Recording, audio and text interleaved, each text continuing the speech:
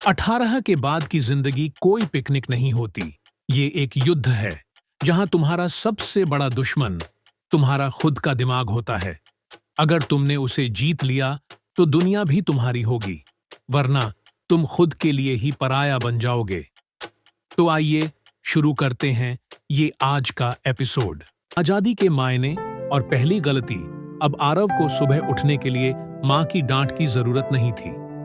वो दोपहर तक सोता, रात भर मोबाइल चलाता और सोशल मीडिया पर इन्फ्लुएंसर बनने के सपने बुनता। क्लासेस छोड़ दी, पढ़ाई में मन नहीं लगता था। उसे लगा ये सब तो बोरिंग है, मैं कुछ बड़ा करूंगा, बस कोई शॉर्टकट मिल जाए। पहली गलती, बिना प्लान के सिर्फ सपने देखना। वो दोस्तों के साथ बाइक पर घूमने निकल जाता, ज्यादा फॉलोअर्स के लिए रिस्क भरे स्टंट करता और घर वालों से झूठ। माँ पापा दुखी होते लेकिन सोचते युवावस्था है, निकल जाएगा फिर। उन्हें नहीं पता था कि ये फेज नहीं, आने वाली बर्बादी का ट्रेलर था। अगले भाग में गलत संगत, गलत फैसले। 18 के बाद एक और चीज आरव के जिंदगी में आई, फ्रीडम का फेक एहसास। एक नया दोस्त बना, से बहुत कूल लगता था, लेकिन अंदर से पूरी तरह खोखला। वो पार्टीज, शराब, लड़कियों और चिल लाइफ के नाम पर खींच लिया। आरव धीरे धीरे घर से पैसे चुराने लगा, मां के गहने गिरवी रखने की प्लानिंग तक कर बैठा। दूसरी गलती, गलत लोगों को सही मान लेना। उसे लगा यही असली जिंदगी है, मजे करना, नियम तोड़ना और दुनिया को दिखाना कि मैं किसी से कम नहीं। पर असली जिंदगी तो वो होती है जो भविष्य बना सके, न कि सिर्फ पल दो पल की मौज के लिए सब कुछ दांव पर लगा दे। भाग 4, रिश्तों की दूरी और आत्मा की आवाज। धीरे धीरे आरव की जिंदगी में अंधेरा गहराने लगा। कॉलेज छूट गया था, दोस्तों का सर्कल सिर्फ पार्टी वाले लोगों तक सिमट गया था और मां की आंखों में वो चमक अब चिंता में बदल चुकी थी। पापा अब ज्यादा कुछ नहीं कहते थे, शायद इस डर से कि कहीं आरव घर छोड़कर ही न चला जाए। मां हर रोज मंदिर जाकर यही दुआ करती थी, भगवान मेरे बेटे को रास्ता दिखा दो। पर आरव को यह सब ढोंग लगता था। तीसरी गलती, अपनों की चिंता को इग्नोर करना।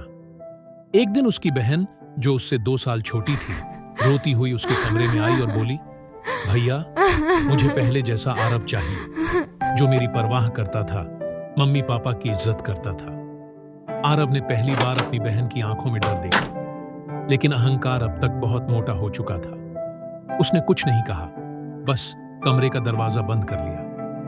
अगले भाग में जिंदगी की सबसे बड़ी ठोकर। एक रात आरव आदित्य के साथ एक पार्टी से लौट रहा था। दोनों नशे में थे, बाइक तेज थी और बारिश हो रही थी। आरव ने कहा, भाई स्पीड बढ़ाना, लाइफ में कुछ एक्साइटमेंट तो चाहिए। आदित्य ने बाइक 100 की स्पीड पर ले ली। एक मोड़ पर कंट्रोल छूटा, बाइक फिसली और दोनों जमीन पर जा गिरे। आरव बेहोश हो गया। अगली सुबह जब उसे होश आया तो अस्पताल का कमरा और बाहर मां की चीख सुनाई दी, डॉक्टर मेरा बेटा चल तो पाएगा ना? आरव की कमर में चोट थी। डॉक्टर्स ने कहा 6 महीने तक बिस्तर पर रहना पड़ेगा। अब उसके पास न बाइक थी, न दोस्त, न पार्टी, सिर्फ अकेलापन और पछतावा। चौथी गलती, शरीर और समय को हल्के में लेना। अगले भाग में परिवर्तन की शुरुआत। उसके पास अब सोचने का वक्त था। वो मोबाइल नहीं चला सकता था, बाहर नहीं जा सकता था, सिर्फ दीवारें थीं और खुद की गलती की आवाजें। एक दिन एक वॉलंटियर संगठन का सदस्य अस्पताल में आया, विनय अंकल। उन्होंने आरव से बातें की और धीरे धीरे उसे समझाया, बेटा 18 के बाद तुम्हें अपनी लाइफ का ड्राइवर बनना होता है, लेकिन बिना ब्रेक और नक्शे के कोई भी गाड़ी क्रैश होती है, तुम्हारी भी हुई। अब मौका है, सीखो, सुधरो और फिर से उड़ो। आरव ने रोते हुए कहा, क्या मैं फिर से उड़ सकता हूं अंकल? हाँ, लेकिन इस बार पंखों से नहीं, सोच से। अगले भाग, मैं, टूटी कमर और जुड़ती आत्मा। 6 महीने का बिस्तर, हर दिन एक सज्जा जैसा था। लेकिन अब आरव बदल चुका था। मोबाइल की जगह उसने किताबें उठा ली थीं। इंस्टाग्राम की जगह अब वो विनय अंकल के बताए वीडियो और प्रेरणादायक कहानियां सुनता।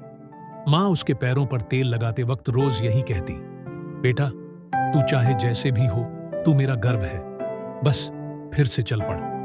और उस दिन आरव ने पहली बार खुद से वादा किया, अब मैं सिर्फ चलूंगा नहीं, उड़ूंगा, लेकिन इस बार सही दिशा में। अगले भाग में एक नई शुरुआत। समाज के लिए 1 साल बाद आरव ठीक हो गया था। फिजिकल थेरेपी और अपने आत्मबल से उसने चलना सीखा। लेकिन अब उसकी चाल में घमंड नहीं, गंभीरता थी। उसने एक YouTube चैनल शुरू किया, 18 के बाद की जिंदगी, जहां वो युवाओं को अपनी कहानी बताता, गलतियों से बचने की सीख देता और कहता, अगर मेरी तरह कोई गिरे तो उसे उठाने के लिए मैं खड़ा हूं। उसकी कहानी वायरल हो गई। विनय अंकल ने उसे NGO से जोड़ दिया, जहां वह उन युवाओं को गाइड करने लगा जो गुमराह हो चुके थे। अगले भाग में दर्द भी रहा, उम्मीद भी बनी। आरव फिर से हंसने लगा था, लेकिन कभी कभी रात को जब वो अकेला होता तो उसकी कमर में अब भी हल्का दर्द उठता। वो उस दर्द को महसूस करता, लेकिन मुस्कुराता। यही तो मेरी असली ताकत है। ये याद दिलाता है कि मैं टूटा था, लेकिन जुड़ गया। एक शाम जब सूरज ढल रहा था, उसकी छोटी बहन बालकनी में आई और बोली, भैया, अब तो आप मेरे हीरो हो, लेकिन क्या आप अब कभी टूटेंगे नहीं? आरव ने आसमान की तरफ देखा और कहा, टूटूंगा, जरूर टूटूंगा, लेकिन अब बिखरूंगा नहीं। अब हर टूटन मुझे और जोड़ती है। अंतिम संदेश, क्लाइमैक्स थॉट। 18 के बाद की जिंदगी कोई पिकनिक नहीं होती। ये एक युद्ध है, जहां तुम्हारा सबसे बड़ा दुश्मन तुम्हारा खुद का दिमाग होता है। अगर तुमने उसे जीत लिया तो दुनिया भी तुम्हारी होगी, वरना तुम खुद के लिए ही पराया